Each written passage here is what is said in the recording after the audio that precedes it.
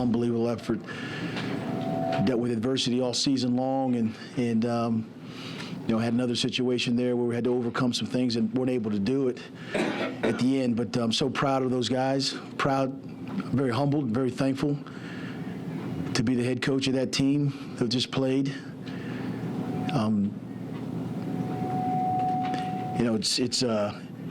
It's always tough when you lose close games like that to your rival, but you got to hats off to them, and congratulations to Coach Beamer. He's a class act, and just back to the drawing board. So, take any questions. If you have a question, please raise your hand. We'll get the wireless mics to you. Mike, talk about the fake punt call in the first half. What kind of impact? What did you see? Why did you think it would work, and what kind of impact do you think it had? Well, I mean, obviously we're a yard short, so we need to get the first down on that. But there was a certain look, certain audibles that you could call out there to affect that play, and they lined everybody up inside, and you in essence block down and bring everybody around, and they did a good job of responding to it. About 10 yards, 16 yards downfield, and tackled Conti, and he was 1 yard short. So again, we needed to execute one more yard, and we did not.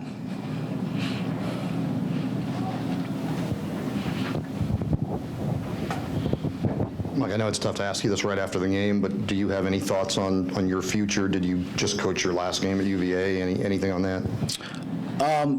My thoughts are on this game and on these players right now, and that's, like I said, it's a tough locker room, and addressing those guys and how to move forward with them. Like I said, I'm thankful. I'm very humble to be the head coach of this team, to have had this opportunity to influence young men's lives.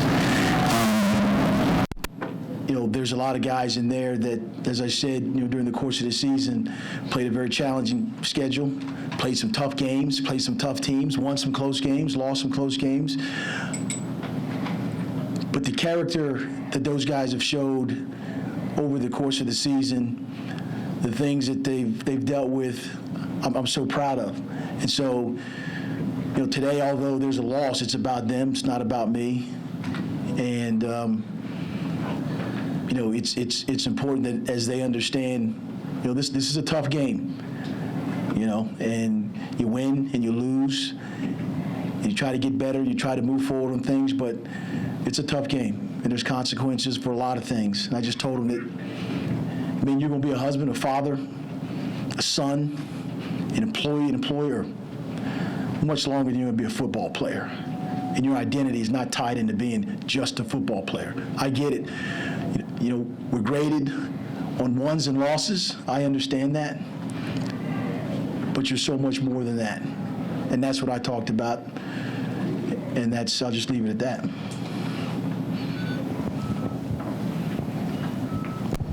Mike, just to be clear, did you guys call the fake punt, or did Nick call it because of the thing that we're in? It's an option to call it. There's a certain look to call it, and obviously we got to do a better job making sure they understand that there is a distance factor to it as well. Yeah, but the look was there, and wasn't communicated effectively enough to make that distance. I believe it was like 16 yards. Plus he's running 10 yards from where he received the ball. And so that's one play. And as there's other plays during the course of the game that also, that were critical errors. The tight end that ran down the middle of the field towards the latter part. We got to get a hand on him. We got to disrupt his release, and didn't get a hand on him. I think there was like 3 plays that were like 141 yards. Everything else was almost less than 100 yards. So in the end, those explosive plays became big things as well that obviously turned the tide of the game. You guys were able to put a lot of hits on Brewer and get pressure. What did you do well defensively to kind of get to him and disrupt him? We just tried to mix it up with different line stunts and twists and things like that. We were effective, early on trying to get to him or hitting him. And I don't know how many sacks we had earlier on. I think it was 3+ or something like that. But, kind of disrupt the throwing lane. We've knocked a couple balls down. And so, they did a good job of of providing more maximum protection the second half, third, fourth quarter, as you saw by keeping their tight ends in and doing some other things there. So, a good football game, just back and forth. Guys making plays, guys stepping up and doing things that that we thought they could. I thought Smoke Mizell played another outstanding game. But they played well too when it counted in the end. You look at it statistically, there's a lot of things you talk about statistics. I mean, we were favorable in a lot of areas, but ultimately it's about the scoreboard in the end. Matt's been plagued by interceptions this year.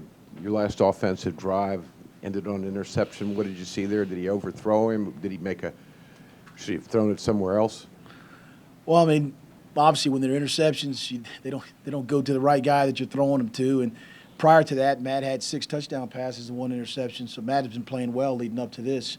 And even at this point, there were some things in the game he did a nice job doing. So, your quarterback has got to be accurate and then facilitate the run after the catch. And obviously there was situations that led to the interceptions there. So, Matt is a guy that will take a lot of responsibility in a lot of things. He's a competitor, and he hurts just as much as anybody else in that locker room right now.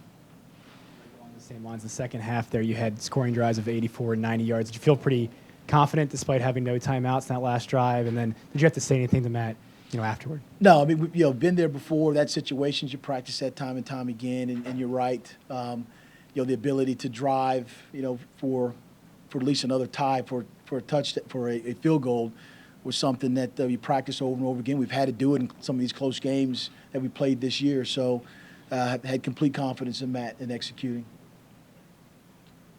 Mike, two questions. You mentioned the adversity throughout the season and also today. How hurting was Kanan, and given that, how remarkable was that touchdown catch?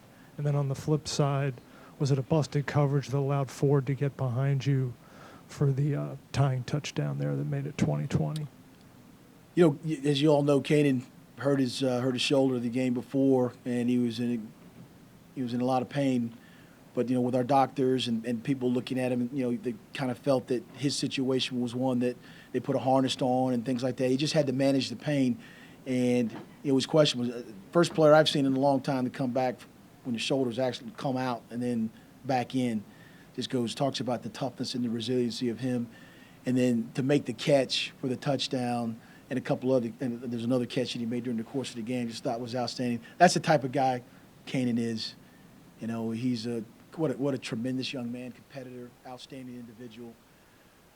As far as the number 4 getting behind us, I mean, not a busted coverage. You're playing 3 deep coverage, and you got to be deep as the deepest. Guy gets behind you, then that's a mental error. And as I said, there were 3 explosive plays towards the latter part of the game that they capitalized on. We had been playing pretty good up until that point.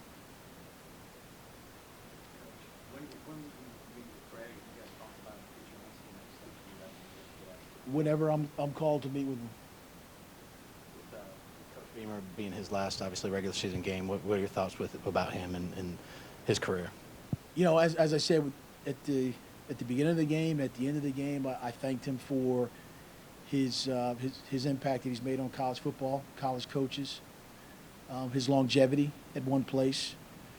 He started out, not doing well, and Virginia Tech hung in there with him, and now look what he's done and accomplished, in this college football realm. And being an in-state guy, high school, college, worked at 3 universities now in state. You know about him. You hear about him, and you read about him. And I've had personal interactions with him. And as I said, I respect Coach Beamer, and I wish him nothing but the best. We've got time for about 2 more questions. Follow up on that. Mike, when you talk about what Frank went through, the rough start, and they stuck with him, do you feel like if you're afforded that opportunity here that you have things in line to maybe not have 29 years, but you know what I'm saying, to have that sort of a run? As I said, I'm a very humble guy, and you guys know that. I'm thankful. There were a lot of opportunities. And we'll see what happens. I feel that this team is close, very close. And I don't make those decisions. But I'm mature enough to know that this is a profession that we live in.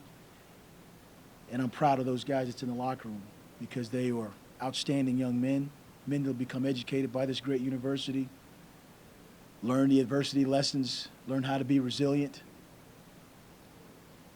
And you had a chance, I've had a chance to pass on life lessons at this place. Police officer days, being a bone marrow donor to my daughter. You can't replace those opportunities. And I get it. Winning football games is important. And I know that we're close.